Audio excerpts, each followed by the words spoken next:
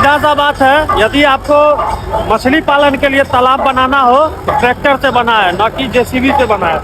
यदि आप जेसीबी से तालाब बनवाते हैं तो आपका तालाब सक्सेस नहीं होगा, 1 से 2 साल में वो टूट जाएगा।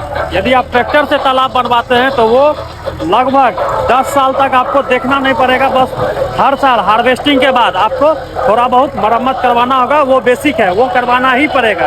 आप यदि जेसीबी से बनाएं या ट्रैक्टर से बनाएं, हर साल हार्वेस्टिंग के बाद उसका मरम्मत करवाना पड़ता है। तो क्यों ना हम ट्रैक्टर से बनाएं।